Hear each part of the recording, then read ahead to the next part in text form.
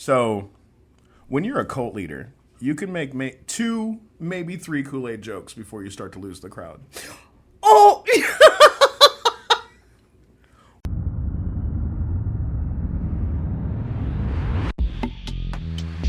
Welcome to the Elusive History Podcast. You found us! You found us. We're a hard to find podcast. A podcast that's harder to find than a box of gold tablets and magic glasses buried in the dirt in the state of New York. True story. I'm your host, taco addict, and agreed upon leader of the darkness, Levi Vanschoiack. And I'm your other host, murder mystery fan and temperamental witch of the forest, Ain't that true? Lyndsay Burnett. At the top of the show, we like to ask you to come down to the front, especially if you are new here. Please come down here to the front and receive our blessing. That is the existential warning for this episode. Some of the stuff we cover isn't super good for your mental health. So, if you need to take a break and go touch grass, listen, we get it. Some of this stuff can be pretty rough. Amen. Welcome back, everyone. Welcome back. This week, we are letting our audience get to know us a little better. It turns out that both of us grew up in cults. True story. Both of them are well-known and popular cults here in the good old US of A. Mm-hmm. And shockingly, both of them can trace their roots back to one particular valley in New York State. Crazy story. Today, we'll be talking about the cult that I was raised in, the Church of Jesus Christ of Latter-day Saints. My father was Mormon. He came from Mormons. So does my mom, and both of her parents. They're also Mormon. My mom's Catholic now. I don't know how that matters, but now at the beginning here, just know that I started out looking at this through like a very critical lens. Admittedly, I thought there was going to be a lot more comedy that I could wring out of this. But the truth is, the more I looked into this history, the more empathetic I became. Because this is the story of my ancestors. And while not every ancestor is going to be King Arthur or some diplomat or whatever, the truth is many of our ancestors were just normal-ass people trying to live the normalest life available. Mm-hmm. And for a period of history, this is my family's history. No less than 8 Mormon families led to the human that you are hearing right now. The Vanschoiacks, the Wheelers, the Chapmans are probably the most notable of them. One thing I don't think I covered in the script is how obsessed with genealogy the LDS are. Long before Ancestry.com, Mormons had been the masters of forensic family research. My own family, the Vanschoiack family, we know they go all the way back to the Netherlands back in the 1400s. That's a long time. Yeah. And that's just one of the families that are in my family history. They tie in together like the threads in a tapestry, sometimes weaving over one another. Both sides of my family have helped the other sides of my family, have done business with the other sides of my family, and saved other sides of my family from getting killed in an ongoing genocide. It's a small world. It's a really small world if you're Mormon. What I'm trying to get at is, I don't think Mormonism is as much a religion as it is a culture. Mormons are some of the kindest, most gentle, and charitable and empathetic groups of people I have ever had the honor of being around. Now, that being said, there are always some bad apples. But the culture as a whole is more about helping one another and everyone else than it is about any kind of superiority over any other kind of group. Mormons are the type that will stop for you on a long deserted highway to offer help, because they know that if they don't give any aid, you probably won't survive. They have a pioneer kind of mentality, and they see their neighbors the way we all should, as people that you should help. And you should also accept their help, should they offer it. And this whole pioneer mentality was forged in some pretty hot fires, while they ran for their lives away from Americans. Americans, who were all guaranteed the right to practice whatever religion they choose. But then again, there has always been a big-ass asterisk right next to that, right? Mm-hmm. Because historically, if you have been anything other than an acceptable form of Christianity, like, I don't know, a witch, a Jew, a Native American, or a Muslim, that right does not, or rather has not, applied to your faith at some point in our nation's history. Mm-hmm. The freedom of religion fight could be a whole-assed episode and might get its own sode one of these days. But anyway, on with the show. Yes. Before we really get started, in the spirit of full disclosure, to the audience at home, they need to know that we are armed to the teeth for this one. True story. It's a true story. I mean, it's Nerf or nothing, but still. We're still armed. We're still armed to the teeth. Load those guns. Yeah. Out here on the West Coast, from about New Mexico to the Canadian border, and then all the way to the ocean, is all Mormon territory. And there's a pretty good reason for this. Not that there aren't plenty of Mormons on the East Coast today. Back in the day, you would be hard-pressed to find a Mormon east of Missouri. Mm-hmm. You see, Mormons, who I will be calling the LDS from here on out, were forcefully pushed out of polite society. The threat of tar and feathers was a constant worry for these early Mormons. That's intense. Yes. Which is why they always pushed westward. Wide open spaces. Yeah, and a lot of these times, like Joseph Smith and the Mormons had to escape tar and feathers a lot like Lando Calrissian escaping the explosion of the Death Star, with the fire licking over the Millennium Falcon, and then they barely made it out, and then they're like, yeah! Or definitely singed. Yes, they definitely felt the heat. Oh. Yeah. So, yeah, the tar and feathering also, real quick. I don't know if I covered this in the script, so I'll probably have to be like, man, ignore what I'm saying now because I already said it before. I have fucking been burned by hot tar so many times in my life. There was the time here in Las Vegas that I was a rollerblading phenom, and then I fell face first onto a hot tar when they were tarring the road. Oh. That was not one of my favorite experiences ever. Memorable, at least. Right. There was the time I was tarring a hot roof in South Carolina, and I got tar on my arm. Oh, was it a lot, or? Well, I mean, here's the scar. No, it's under my lady. So, like a dime size. It hurt, though. And then, also, you have to tar and paint crab pots. And yeah, so you dip the metal cages into like hot tar. Well, that and then sounds you smart. shake them off. Okay. So I had tar in my hair. Listen, I have been tarred without feathers. My brain just wants to know who was the one that said that was an okay process to do. Take a metal object, put it in something hot with conductivity abilities, and then shaking that. Well, heat conductivity, not. Well, salt water is very corrosive, and the metal of the crab pots degrades very quickly over time if you don't cover it with some sort of protective. No, I understand the logic of why you're covering it. However, what I am questioning is the logic of the way to cover it. Because dipping a metal thing into something hot where the heat would transfer to your hands, right, and then shaking that. We wear gloves. It's just, it sounds like idiocy, all of it. Anyways, continue. So sorry. The threatened tar of feathers was a constant worry for these early Mormons, which is why they pushed westward. It's not all that uncommon to meet a Mormon person, even here in Las Vegas. We have a healthy population of LDS. Mm-hmm. You can even see them out on their missions trying to save souls from the back of a bicycle at 125-degree heat. In all black. Well, the white shirt. I'm Johnny Cash. But yeah, the black slacks. I feel for them. They're usually pretty friendly, and normally I would say they're pretty good people, like all religions.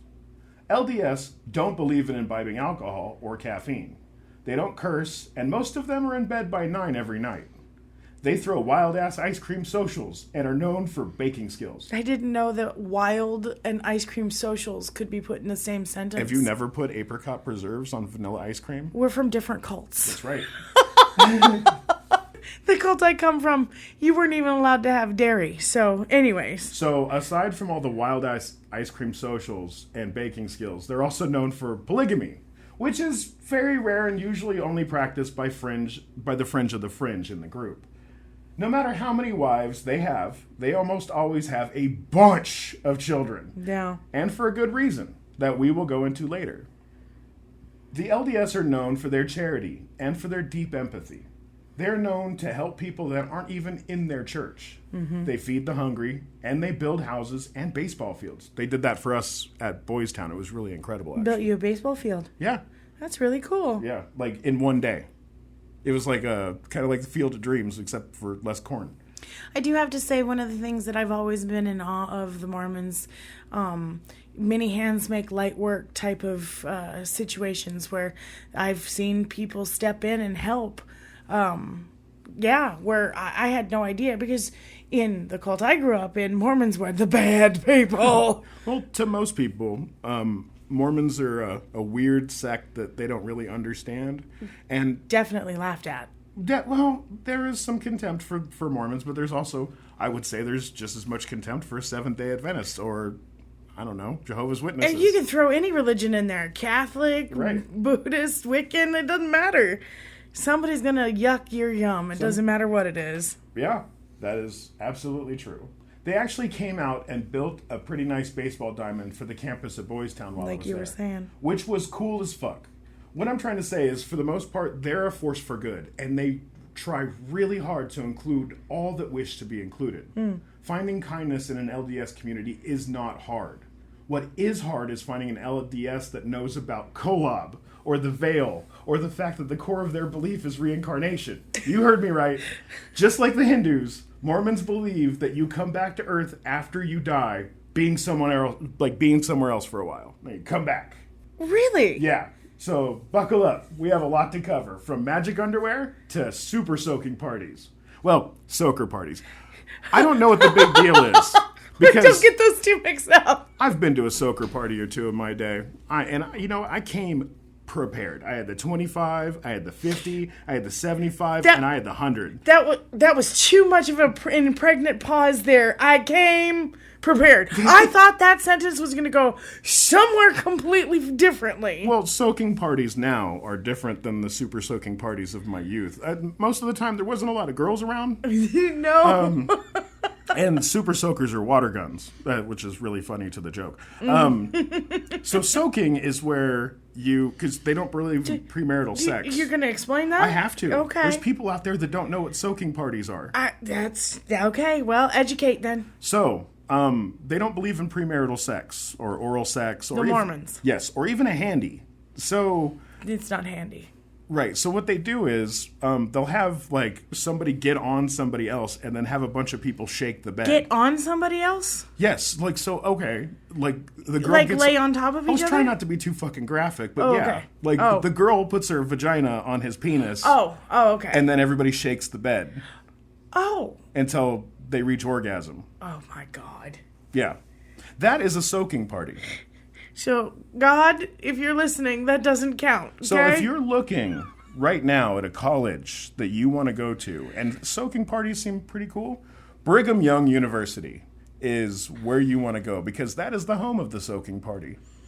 That makes sense. Also, a lot of sweaters.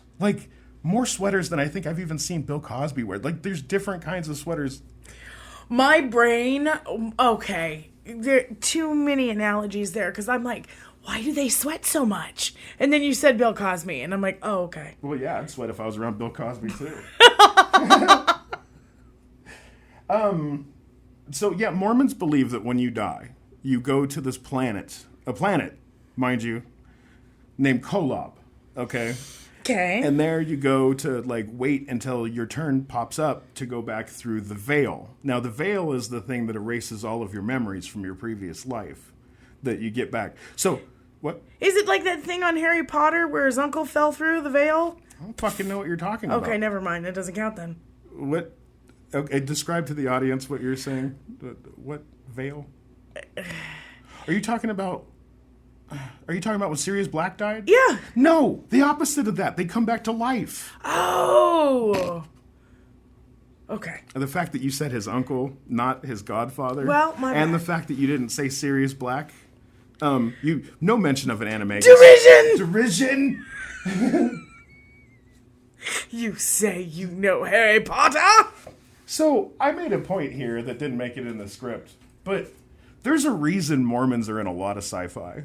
They're in a lot of sci-fi, and anytime you see the Mormons or the LDS Church in a sci-fi, it's never good. Okay. Do you remember in The Expanse when they stole the Nauvoo? Yeah. And then they tried to crash it into Ceres? Yeah. Yeah, nobody ever worried about how upset the Mormons were going to be by them stealing their colony ship. No, not a bit. And then in Starship Troopers, right? Yeah. Remember, they were going to rescue the Mormon colonists that got, like, massacred on Clandathu? Oh my God, I forgot that part. Yeah, they use Mormons as, like the stupid pioneers that get there first in everything. Ugh. Also, kind of in Firefly, a little bit. They don't really go into it and say that they're Mormon, but the way that they curse, so much inference, yes, can be extrapolated. So Mormons are big in sci-fi, big.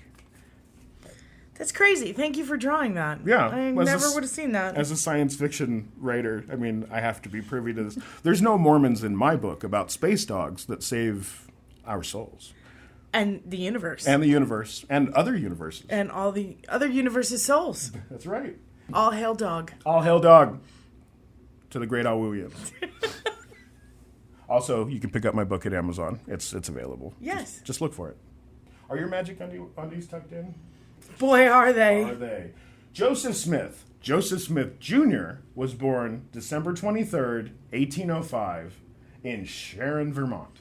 Happy birthday, Junior. Happy birthday, Junior. After getting birth, he and his family moved to the western part of New York following a series of crop failures in 1816. So they moved to New York just in time to catch the wave of revivalism during the Second Awakening. Okay. Now, the Second Awakening isn't after you hit the snooze button. Well, I mean, technically it is. But this Second Awakening is a cultural movement back towards the churches. You see, before that time, people stopped going to church. There was, like, too much going on at the time, and nobody had money to keep the doors open. Like, really? Yes. Like, that was a dark time for organized religion in this entire country. Like, churches started falling into disrepair until the Second Awakening happened. The resurgence. That's right, and that's where the rise of tithing actually came from. No kidding. Yeah. You see, before, tithing and giving alms to the poor was a Catholic belief. They did that a lot, but never so much that you needed to tithe 17%, 30%, 55%. Or even 10. Right.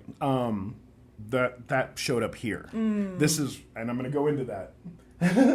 You see, before that time, people stopped going to church. There was too much going on, and nobody had any money to keep the doors open. And thus, the birth of the revival.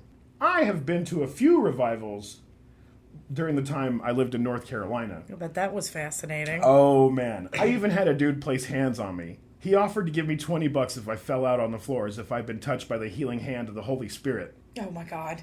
Side note, that guy still owes me $20, by the way. He left right after the service, and I have a feeling that he made that same offer to everyone else that fell out that day. And he was never seen in that area again. Power of Christ compels you. The power of cash compels you. Oh, that one. I'm not saying that they fried green tomatoed that guy, but he knew better than to come back to that town.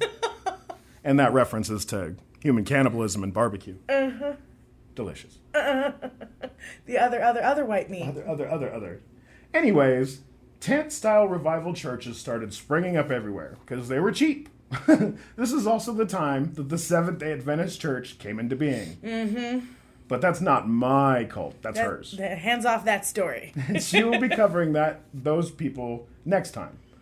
The point is that a bunch of religions that are now commonplace, this is where they were invented.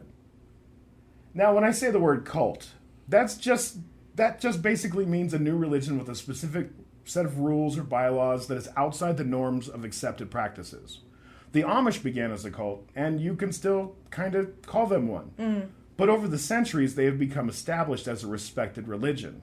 The same could be said about the snake-handling Pentecostals, or even the Catholics if you go back far enough. Mm-hmm. My point is that all of them started out as a cult. All of them. Because isn't the definition of a cult the numbers too as well? Yes. That's part of the definition? As soon as you get up above a certain population threshold, you're no longer a cult. It's just a religion? It's a lot like motorcycle clubs. What? How does that have... Okay, so when you want to start a new charter in a new town, you have to move patch members into that town, right? Where they have to go and establish a colony, if you will. Okay. The more of them show up, you have more bikers in a general area, then they form into a cohesive group, a group of hang-arounds, if you will. Okay. And then they'll get a bigger club, say like the Hells Angels or the Outlaws or the Banditos or whatever, and they'll come in and they'll sponsor that club. And then, ta-da, it's a church. It's motorcycle gangs Doggone it. work the same. They also call, when their meetings, they call it church. So. Wow. Yeah. My mouth is on the floor again. That is shocking. Thank you for that explanation. Absolutely. Side note, I have a personal belief that the Christian faith was originally started the same way that ISIS was. Really? They needed a ton of suicide bombers / warriors / martyrs that were willing to lay down their life to become martyrs for reward in the afterlife. When you put the two up against each other to make the comparison, it's pretty easy to see. Yeah. Seen another way, most of the world's religions started out as being seen as terrorists. Yeah. Either for being too progressive or for being too regressive. Like the Taliban, for instance. Or the Amish, if that makes you feel more comfortable. Yeah. Back to the prophet. So, Joseph Smith...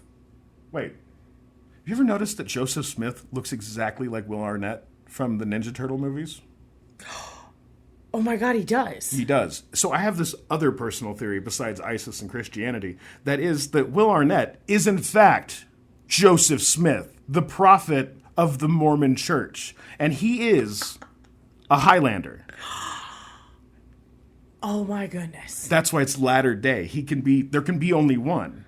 You see what I'm saying? He's getting it ready. Like, he's setting it all up. Uh-oh. So somebody needs to follow Will Arnett. And if he's leaving to go have sword fights to take people's heads to feel the quickening, we need to know about this. Now we're in trouble. You just outed his secret.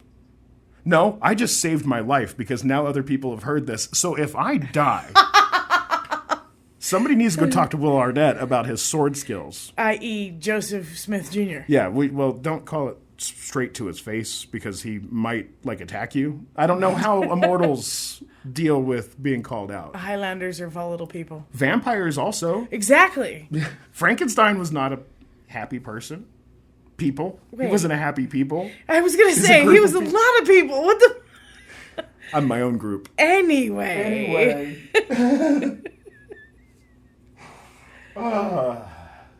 So, Joseph Smith started having these visions.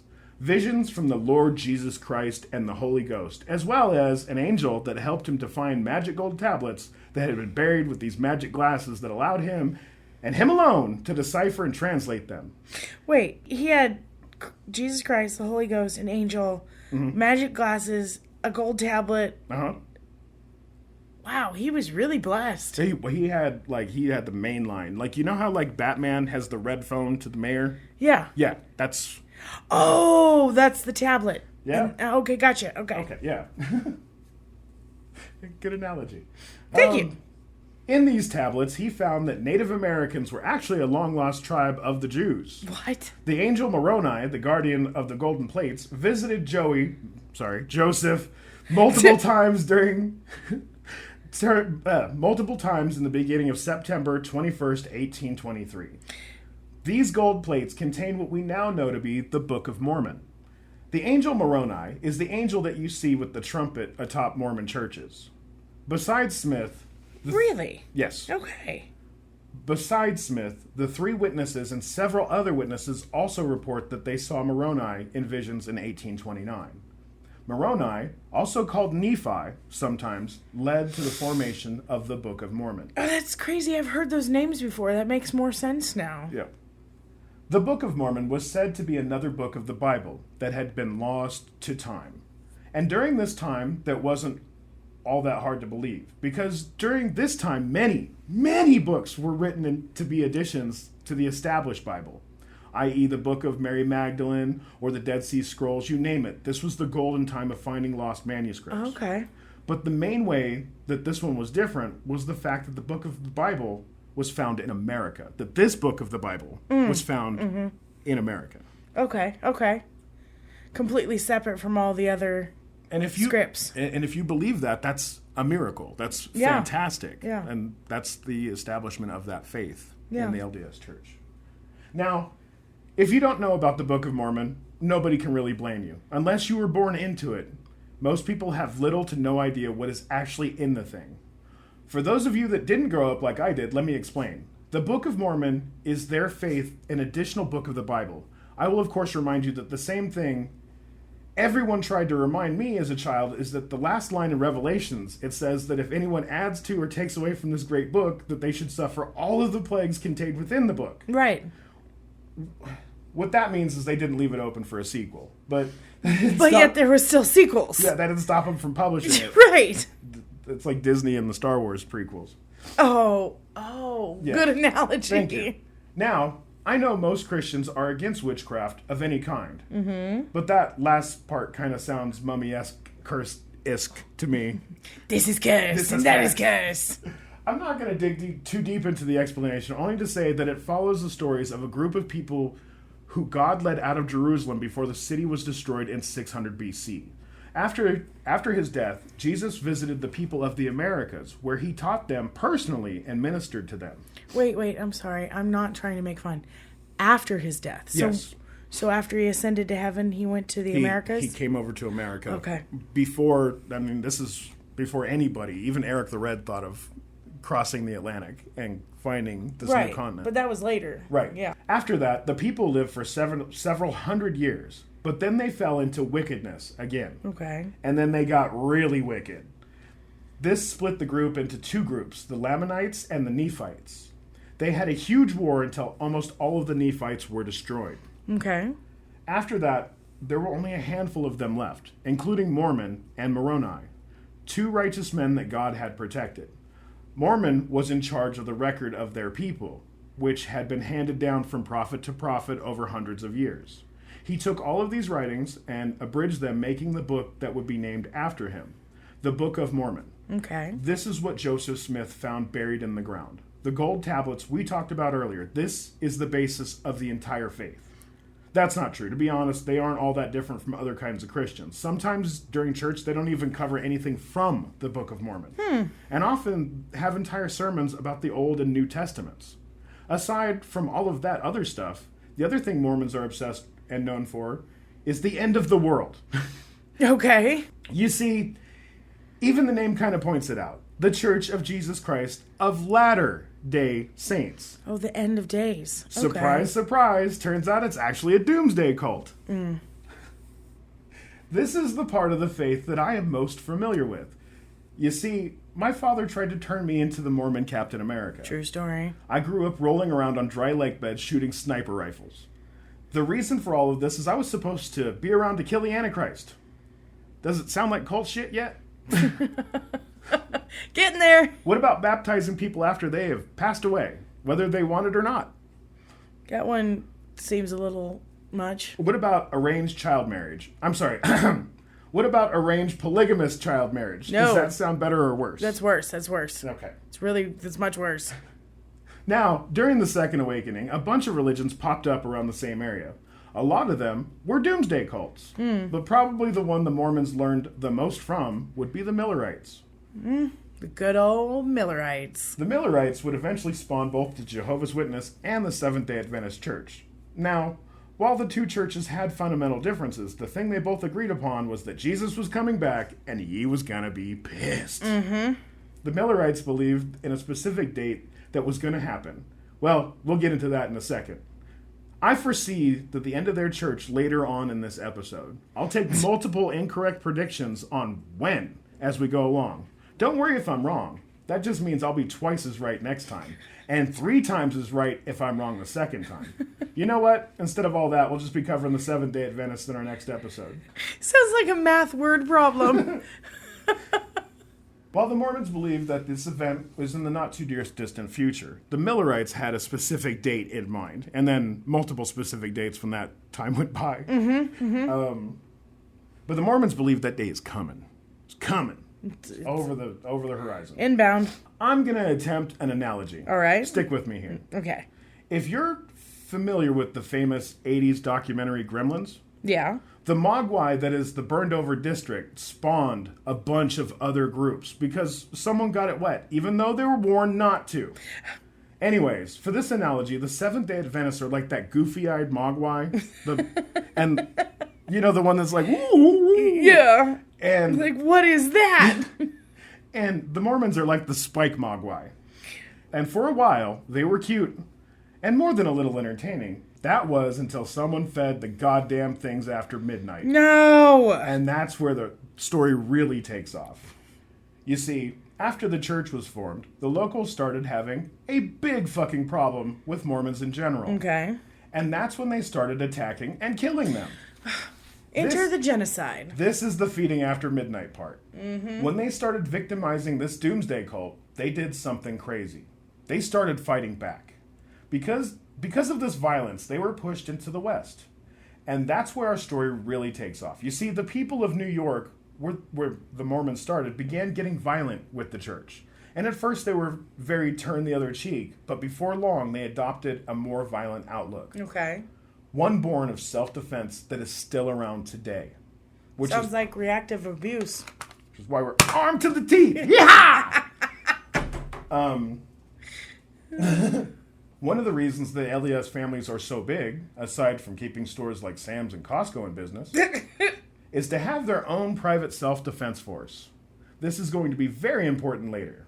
But what's important right now is that we take an ad break. Ad break. If we don't all participate in capitalism, we risk upsetting the corporate food chain. So we'll be right back. Be right back.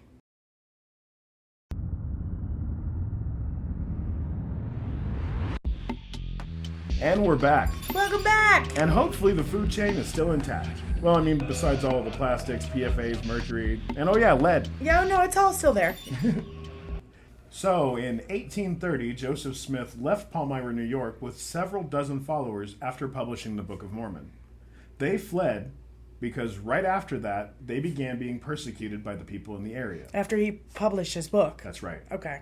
So they took off to Kirtland, Ohio, and they would only be here for 8 short years. This time, they had to leave because Joseph Smith had to flee because his bank failed. What? He had a bank? And I don't mean the bank he was using. I mean the bank was his bank, and he owned it. Well, I figured that's what you meant when you said he had to flee. This is something I had no idea about. So he ran a bank. Okay. And he had a whole ass bank. And after the Panic of 1837, shout out back to the gold mining, and because of the mismanagement of the investments of that's important to what we're going to talk about next, the management of the investments of his former believers who were angry and disillusioned. So when they left the church and he was still handling their money, he started making wild ass like stock market, like playing with their money. So basically a Ponzi scheme sort of situation. No, Ponzi scheme, you have to keep on giving the investors money. He didn't give them any money. He just took it and like invested it in like, I don't know, whatever stocks failed at the time. But Kirkland brand toilet paper. No way. Exactly. Right. This was around the time that old Joey came up with the Daughters of Zion. Okay. Which would later be called the Danites. I've heard of those. Yeah, from my own family history. Yeah. They were the enforcers of the Mormon church. They kept the parishioners in line, and they became the weaponized arm of the LDS. So they had their own bouncers? Oh. Okay. What was that all about? He wanted to eat. All right. I've shot too much ammunition around the house. The dog is bringing it back to me. Yeah. Good dog. He's like, let's play. So in 1838, the prophet once again moved the church. This time was to Missouri. And this would begin arguably the bloodiest time in Mormon history. There's a lot more coming later, but this is a story I don't think gets told enough, since I just found out about most of it myself. And you've been steeped in Mormonism for a long time, right. So when he moves to Missouri, he's already outrun the Tar and Feathers a few times now. And taking their money, and yeah. Yeah. But now he has his own militia, basically. Oh, man. And so he goes after people that have left his church, and also goes after the people in surrounding communities that have taken an anti-Mormon stance against having them there. So retaliation. That's right. So these Danites go out and murder people and then take their shit. And they make it right by saying they have to take the stuff, otherwise they might use it against us in the future. But they already killed them. Right. Okay. Burning homes and stealing goods. Both sides of the kerfuffle had vigilantes during the side. I don't want to say both sides, but literally both sides had vigilantes. They were both armed and dangerous. The Mormons would go burn the locals' farms, and then the locals would go burn their farms, and then kill each other, rape, Sounds like murder. real peace-loving people. I'm surprised more books are not written about this time in Missouri, because so many people got like murdered, raped, like displaced, like, and we're talking about like immigrants who showed up fresh off the boat in New York and then jumped on a train and then got out to Kirtland, Ohio, never established as American citizens, never established, buried in random holes in the dirt that we will never know their names. Towns that don't probably exist anymore, like out here out west. Right.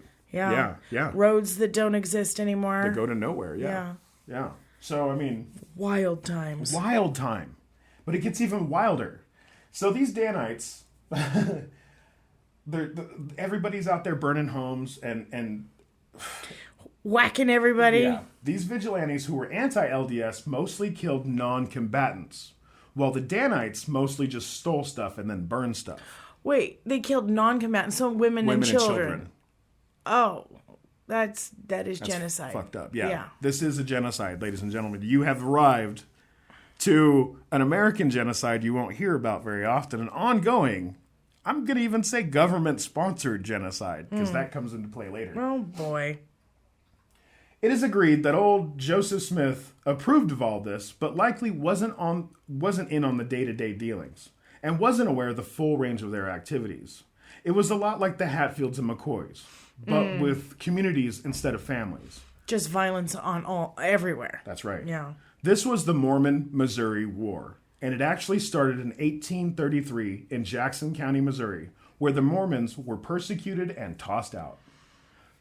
A new county, so they tossed them out of a county, and then they made a county specifically for the Mormons called Caldwell County. Okay, so they said, you go over there. Concentration camps. Oh, shit. There's not actually camps, but they're like, you guys all need to go to this part of the state so we can keep an eye on you. Yeah. And the Mormons at the time were like, that's all we ever wanted, was just leave us alone. Let us have our own space. Yeah. Hey, I don't fuck with you. You don't fuck with me. You mind your business. I'll mind mine. And had that been the way it went, it might have gone a different way. Oh, no. They built a town called Far West, which became a beacon for migrating Mormons who flooded the town and the surrounding areas. Okay. This didn't make the locals very happy. So on August 6th in 1838, in Gallatin, Missouri, which was election day for the county, William Peniston was running for office. He had previously supported the driving the Mormons from their homes. But when he realized that he now needed their votes because all of the people moved into the area, he changed his whole tune, saying that he had been deceived by false reports, but having spent time with them, he conveniently now believed that Mormons were first-rate citizens. First-rate citizens in the area in which they were relegated to live and be after left he pushed alone them out, after he pushed them out. Okay. The Mormons were not buying it. And when it came to election day, he knew it too. So he jumped up on a whiskey barrel and said that if the Mormons weren't going to vote for him, then they weren't going to vote at all. What? He gave a speech that riled up the locals, saying that Mormons had no more right to vote than black people. He actually used the N-word there. Gross. Disgusting. Yeah. But anyways, the LDS weren't going down without a fight. They were heavily outnumbered and eventually withdrew. Nobody was killed on either side, but they definitely messed each other up, like broken skulls messed up. This was the conflict that sparked the Mormon-Missouri War, or the M&M War of 1838, as I like to refer to it in my head. M&M. But then I also like to see like M&Ms fighting each other. Ooh, green but one. Also out loud right now. So that's what we're going to call it from now on. Also, if when I say M&M War, you want to picture M&Ms beating the absolute shit out of each other with an axe handles, you can go ahead and do that. Also, if I had a picture, I'd put it up now. But it's in my head right now. It's fine. Good. Okay, let that simmer. Saute. Rumors flew around both sides. In Far West, word was that a few LDS had been killed in the brawl, which they hadn't. So Joseph Smith loaded up a posse, if you will, like kind of like a hip hop posse. Yeah, and I was raised on Western movies. I know what a posse is. Okay, an entourage, whatever. And headed off to the Mormon settlement Adam Amonaman. Did do what now? Look, you see on the script? Adam Ondi Aman. So it's pronounced and Amandioman. Yeah. Okay, then. Adamondiamon. All right. Okay, I don't know. That's a Mormon word. I don't want to say that 5 times fast. That's easy. It's that. So, they found out that nobody had been killed. They were like, okay, so what now? Okay. Samson Avard invited Joseph Smith to come along with him and a group of 50 dudes to go set tripping. Now, if you don't know the parlance of set tripping, let me inform you. So, gangs have territories, and these territories are called sets. And if you go to another gang's territory, it's called set tripping. Okay, that means you're perceiving your territory to be their territory, and you are disrespecting them. The whole point of set tripping is to be set tripping. Is to bring that disrespect right in their faces. Right. So, exactly. Right. What you gonna do? Now what? Do something. The non-stop pop from stainless steel. Sorry, we listened to DMX right before this episode. It got me kind of hyped up. Also the Red Bull. But also the Red Bull. Also the Red Bull. Not gonna lie, it was probably the Red Bull. Probably a lot of the Red Bull. But I just woke up at 6 p.m., so whatever. I'm a professional. Yay! Bright and early evening. Okay. So they go set tripping to the home of the hostile justice of the peace, Adam Black. Not Black Adam, it's a different guy. But if you want to imagine that it's the Rock, you can do that if you want to. Sure. Anyway. Sure. Adam Black is forced to sign a document which was against his will that said he was bound to the Constitution of the United States and that he was not attached to any mob or would attach himself to any mob to go against the Mormons, basically. So basically it was held against his will to say, you will not retaliate. You listen here. So what I'm going to do is I'm going to make you an offer you can't refuse. I need you to sign this contract that says, hey, it's a non-compete. It's a non-disclose agreement and a non-compete clause. Okay? What I'm going to need you to do is just go ahead and sign this. Yeah, I know it's under duress. You have 5 broken fingers. Do you want 6 broken fingers? Because we can do that for you. Because we can make that happen for you. What aspirations? Let me hear your aspirations. Sign the thing. Anyway. All while this was happening, there's still mob violence happening against the Mormons, especially in a settlement called DeWitt. On September 20th, the mobbers demanded that the LDS leave DeWitt. When word reached Joseph Smith, he appeared... DeWitt and get... Oh, sorry. Get out of DeWitt! Get out! Get out! When word reached Joseph Smith, he appealed to the governor, who was Lilburn Boggs. There's a name, Lilburn? Lilburn. Boggs' response was the quarrel was between the Mormons and the mob, and he didn't want to get involved. My name's Bennett, and I ain't in it. I don't want to get involved, even though that's my exact job and job title. And once again, I was going to go back to that Constitution that says the freedom of religion. Right, but you see here that this is mob. Mob, yeah. And that's above my pay grade. I don't want to... So I'm going to go over here and the mob can just do mob things. Let's be honest, he did not want to piss the mob off and have the mob come to his house with the tar and feathers. Yeah, violence! The besieged LDS at DeWitt were forced from their homes in mid-October and traveled to far west. Some did not make it. So it was super cold. It was the coldest winter. No, there's a colder winter than that coming, but up to that point it was the coldest. Yeah. Wow. So old Joseph Smith had enough. He lit the beacons of Gondor and brought all the Mormons to Caldwell County. So they warmed up. Well, yeah, the Rohan Lantern. They were tired of being ran out of their homes, and they were done running, so they decided to fight back. Well, yeah, what is this, like 4 times they've been... Jeez. Which did not go their way. Oh, man. Because on October 24th, there was reports of a group of armed men moving through, harassing and taking Mormons prisoners along the way. Oh, my God. So they're on their way out, and somebody's still coming in messing with them. So they geared up and went out to meet them. This became known as the Battle of Crooked River. 3 Mormons and 1 Missourian were killed in the battle. But the problem was, once the smoke cleared, the Mormons realized that they'd actually engaged the Richmond County Militia. Oh? Who had only looked like an angry mob. That's the government. They have attacked the government now. Oh, no. They've literally attacked an army of the government, a militia. Oh, no. Yes. So, they'd actually engaged the Richmond County Militia, who only looked like an angry mob. This led to the charge of treason against Joseph Smith. Attacking a militia company was seen as resistance to the state, which it is. On October 27th, in response to the battle, Govey Boggs issued the infamous Executive Order 44, known as the Extermination Order. I'm sorry, what is with the names of these people? Boggs? Little Biggs, Govey Boggs. That's Lilliburn Boggs. I'm just saying. It was the same person. Yeah. Who was his mother? Crazy, insane names. Anyways, continue. Probably died of dysentery. That's, though, I don't know. Don't you diss Terry. That's how you die. That's how you die in the Oregon Trail. You died from dysentery. Exactly. Terry is a very masculine name.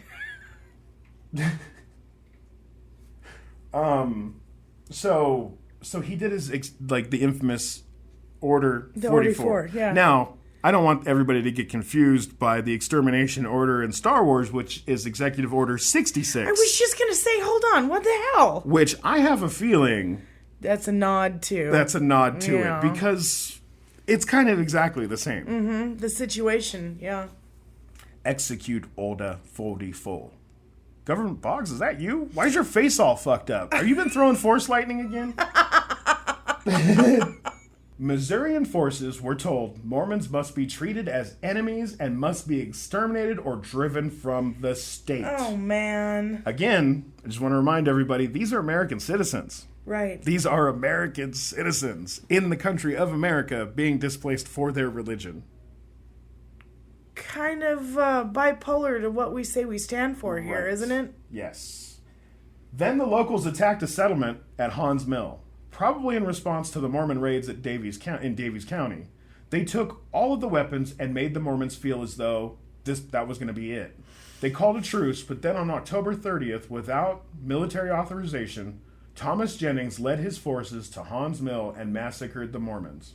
17 were killed and another 13 were wounded. Oh, man. On the same day, an army of 2,500 Missouri militia camped outside of Far West, ready to lay siege to the city. It's like they did a pincer move. Did they plan that or just all circumstantial? I would assume they planned it. They had military, people. That's insane. The next day on Halloween, Joseph Smith was invited to meet to negotiate. It was a trap, and they arrested him. It's a trap!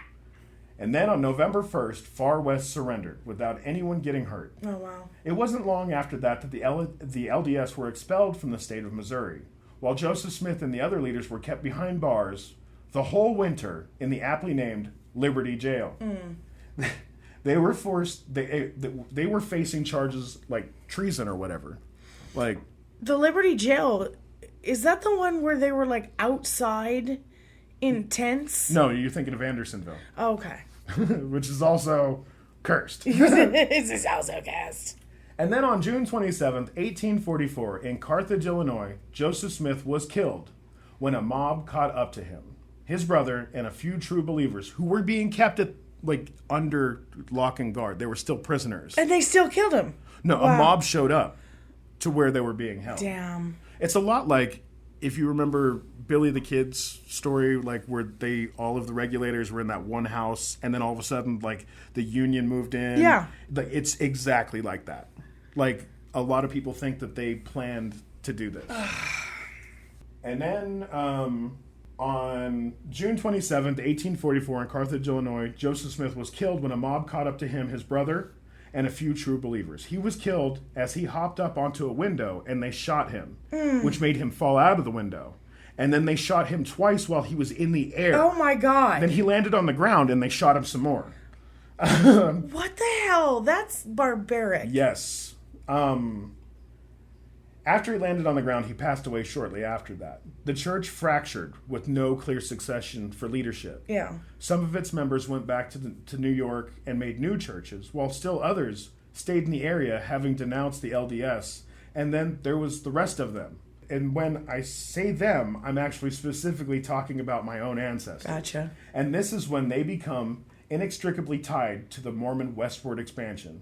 both sides of my family, actually. Well, before you continue that, I need to just ask real quickly.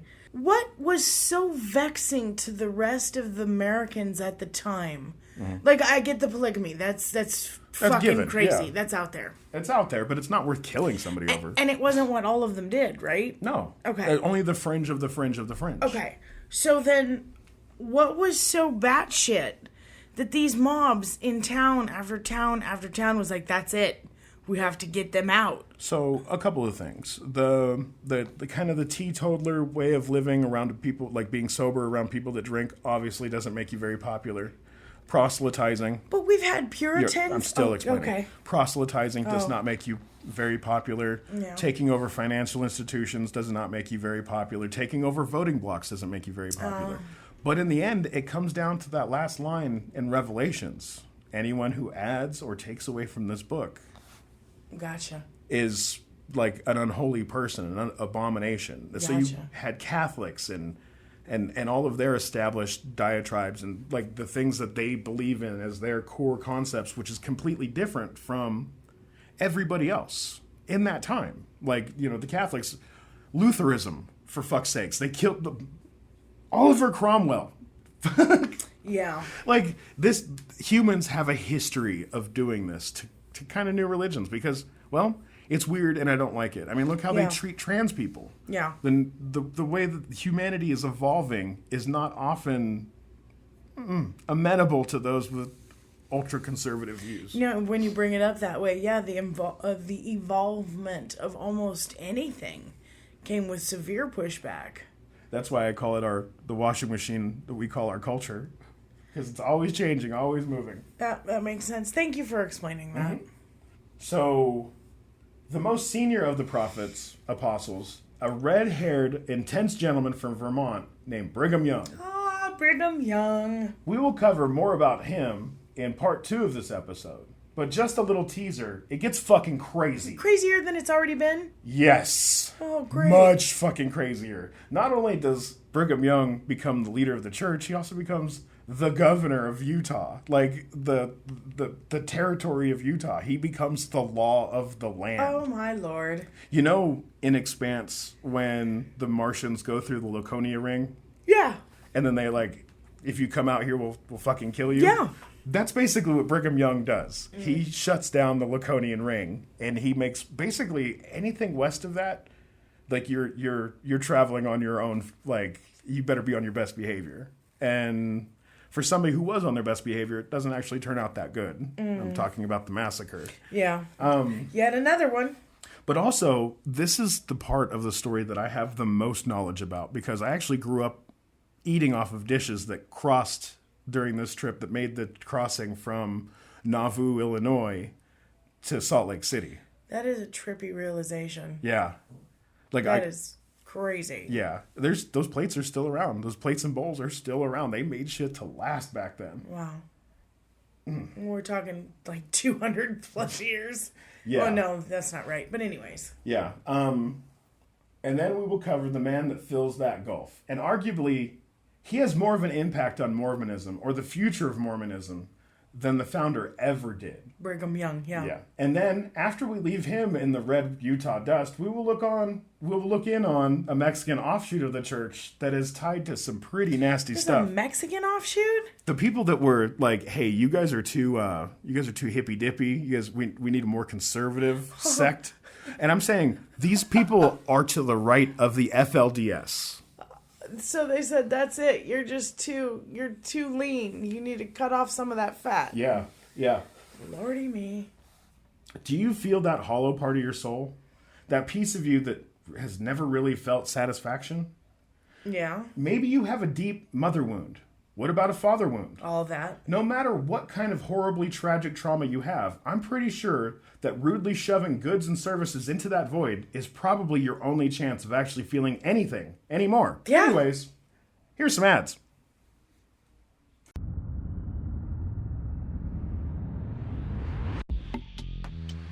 Welcome back. How's your void? Voided. A little swollen? Yeah. Kind of irritated? Well, I'm pretty sure there's an ad for a cream or something coming up in the next break that'll take care of that. But we don't have time for any of that. or your swollen void, No. because now is the time of the karmic suggestion box. Hell yeah.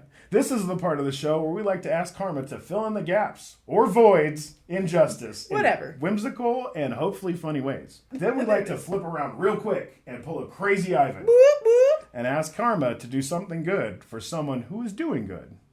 Who goes first? You want to go first? Sure. You? No? Me? I'll go. To the thieves who stole all of our social security numbers, who chose not to wipe out everyone's debt, may you get actual paper cuts from email. Yeah. Make it so. Make it so. Wow. Okay, so that's going to be tough to follow, but speaking of paper cuts, let's see. To the people who kill a shit ton of trees to print election mailers, I'm not talking about the candidates. I'm talking about the companies that are like, you know what you need?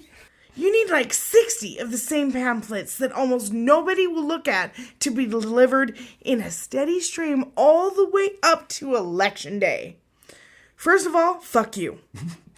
Yes, I second that motion. Second of all, you should all get non-hysterical blindness. What? Yeah, meaning the only time that you can actually see is when you're in active hysterics. Histrionics? Whatever it's called. Make that happen and make it so. Oh my god. So like they have to go and pick a fight to be able to see? Mm-hmm. Like the reverse Daredevil? Mm-hmm. Just think about all the times that their, significant other pissed them off or, I don't know, go... They have to be in physical histrionics. Exactly. Crying tears of blood to be able to see. Exactly. Okay, that is a good one. Thank you. Yes. Wow. Uh-oh. Crazy Ivan. Whoop, whoop. This week, for my Crazy Ivan, I want to ask that anyone who donates blood, thank you for that, by the way. Yes. You are awesome. But also, anyone who donates blood should get 3 free spins on the stock market. Ooh. Make it so. Ding, ding, they're a winner. Nice. So for mine, I want to ask that any driver that makes the conscious decision to be safe and courteous driver, those behaviors should result in the car you're driving no longer require fuel. Whether that's diesel, gasoline, electric, wind, or even smooth intake cold fusion devices. Nice. Because of your choices, you won't need any fuel. That is until you lose your temper and eventually brake check someone or hand out that finger. And as we all know, these things are unavoidable. Or maybe that's just me. But make it so. Make it so. Oh wow, that was a long one.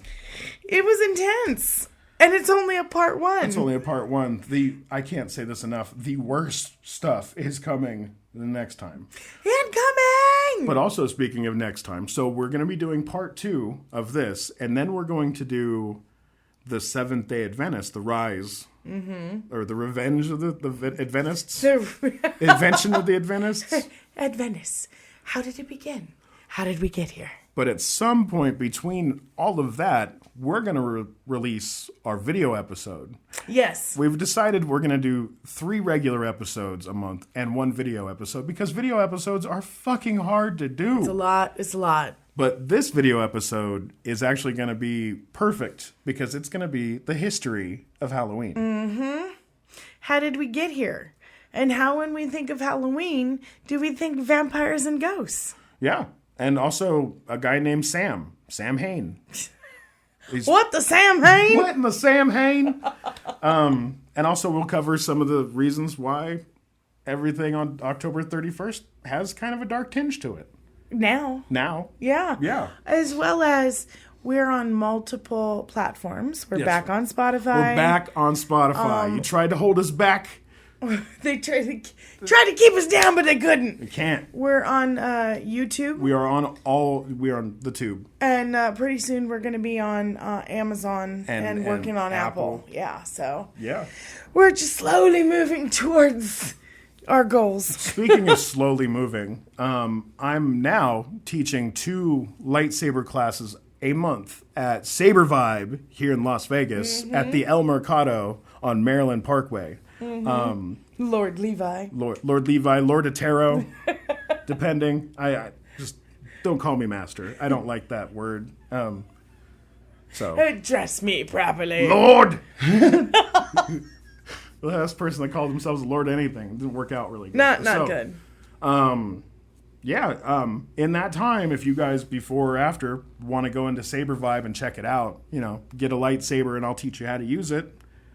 You just have to be in Las Vegas. Yeah. That's it. We're going to be doing virtual, hopefully pretty soon. That's coming down the pipeline. I have officially taken on an apprentice. Yes! And she is fucking amazing. Phenom. She's learning so fast. Oh my God. She's going to be known as Lord Zerk. Mm-hmm. Cindy, if you're listening, you're awesome, and I'm proud of you. But also, if you try to attack me, you'll find out that a Sith Lord is nothing to be messed with, and you will wait until I teach you everything you need to learn to become the master. Because, that's right. I'm sorry. That was scary. I have to put it on wax. So exactly. She knows. But did you say put it on wax? Yeah. It's a hip-hop term. But, yeah, it's also ancient. Anyways.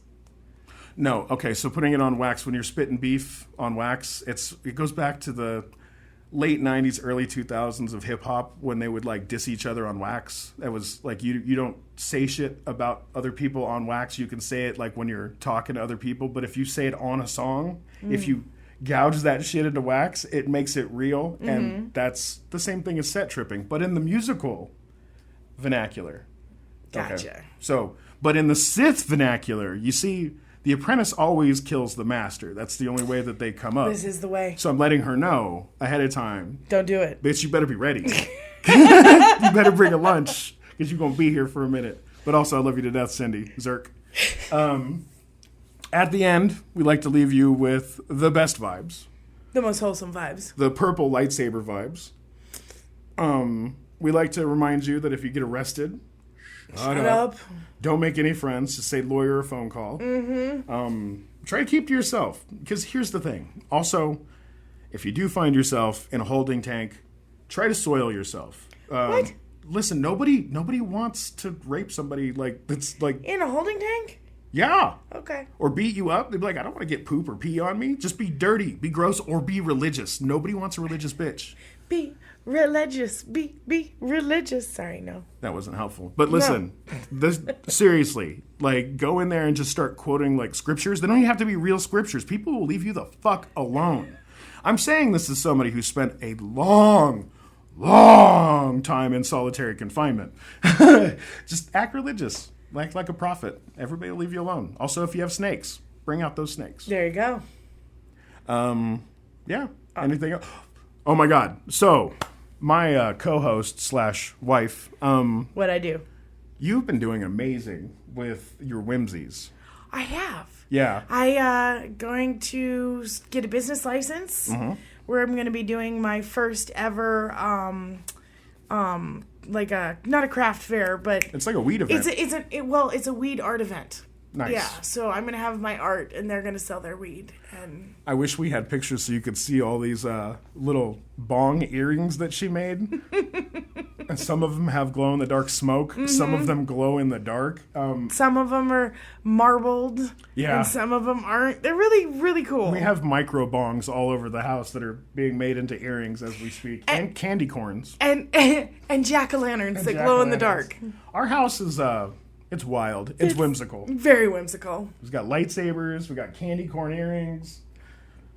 Pissed off little dog. He's mad.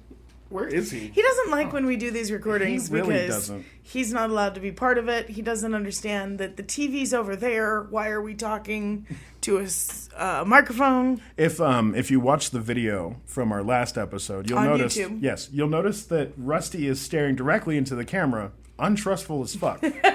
He's like, what the fuck are you? Who are you talking to? What are you doing? When did you get in my house? Why is this here? He's doing that to us now. Right now. So anyways. We have to go feed the dog. Yeah. And also, stay elusive.